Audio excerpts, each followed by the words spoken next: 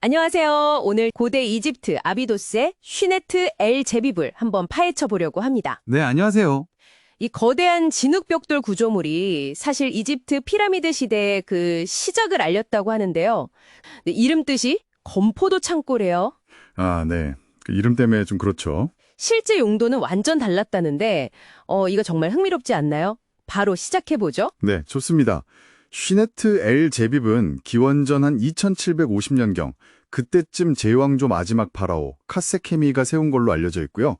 현존하는 진흙벽돌 구조물 중에서는 가장 오래되고 또 가장 큰 것 중 하나죠. 가장 오래되고 크다. 네, 단순한 옛날 건물이 아니라 이집트 기념비 건축사, 특히 그 피라미드로 가는 과정에서 아주 중요한 열쇠를 쥐고 있습니다. 건포도 창고가 아니라면 아까 말씀하신 것처럼 진짜 용도는 뭐였을까요? 언뜻 보면 요새 같기도 하거든요. 맞아요. 그 규모 때문에 다들 처음엔 요새인가 했죠. 외벽이 워낙 높고 두꺼우니까요. 근데 발굴을 해보니까 군사적인 증거는 전혀 안 나왔어요. 아, 전혀요? 네, 주된 기능은 돌아가신 파라오의 영혼, 그러니까 카라고 부르는 그 영혼을 위한 제사 공간이었던 거죠. 일종의 카하우스랄까요? 카하우스, 영혼을 위한 집이네요. 그렇죠.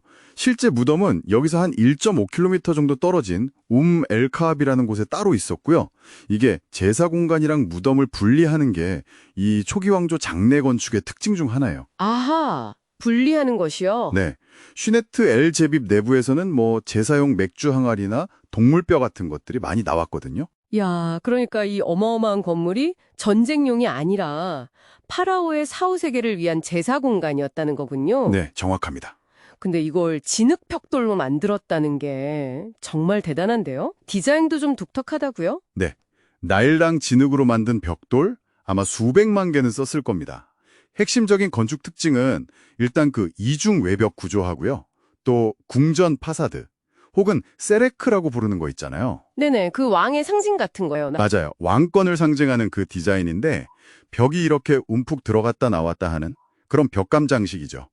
원래는 하얀색 회반죽을 쫙 발라서 햇빛에 엄청 반짝였을 거예요. 와, 눈부셨겠네요. 네. 그리고 출입구도 여러 개 있었는데 일부 문설주에는 돌, 석재를 사용한 되게 초기 사례도 보이고요. 석재 사용의 시작점 같은 거군요. 겉모습도 인상적인데 그 안뜰, 그 넓은 공간 안에는 뭔가 더 결정적인 게 있었다면서요? 아, 네. 바로 그게 이 수네트 엘제빕을 정말 특별하게 만드는 점인데요. 안뜰 대부분은 사실 텅 비어 있었어요. 근데 딱 중앙에 정사각형 모양으로 된 낮은 계단식 둔덕이 하나 있었던 거죠. 둔덕이요? 네, 이게 바로 원시 피라미드, 영어로는 프로토 피라미드라고 부르는 구조물입니다. 이게 왜 그렇게 중요하냐면요. 우리가 아는 조세르의 계단식 피라미드 있잖아요. 네, 최초의 피라미드. 그렇죠. 그거보다 이게 먼저 나타난 형태라는 거예요. 그래서 피라미드가 어떻게 진화했는지 보여주는 그야말로 잃어버린 고리로 보는 거죠. 아, 피라미드 진화의 연결고리. 네. 이게 무덤 기능은 없었고요. 아마 이집트 창조 신화에 나오는 최초의 언덕, 벤벤을 상징하면서 부활의 의미를 담지 않았을까 그렇게 추정합니다. 중요한 건 단단한 중앙 구조물이라는 개념이 여기서 시작됐다는 거죠. 와, 그러니까 외벽 디자인은 왕권을 보여주고 안뜰의 그 둔덕은 부활 신앙과 연결되고 이 전체가 파라오의 사후세계를 위한 아주 정교한 시스템이었네요. 네, 맞습니다. 그럼 이게 그 당시 장례 건축의 정말 최고봉이었던 건가요? 그렇다고 볼 수 있죠. 사실 아비도스에는 다른 제1, 2 왕조 파라오들의 장제구역들도 있었어요. 근데 대부분 후대 왕들이 허물거나 아니면 땅에 묻히거나 해서 제대로 남은 게 거의 없거든요. 아, 그렇군요. 쉬네트 엘 제빕이 그 전통의 마지막이자 유일하게 이렇게 잘 남아있는 사례인 셈이죠. 카세케미는 이걸 지으면서 이전 왕들의 전통을 잇는 동시에 이제 상하 이집트를 통일한 왕조의 강력한 힘을 보여주려고 했던 것 같아요. 전통 계승과 권력 과시 둘 다네요. 정말 결정적인 연결고리 같은 느낌인데요.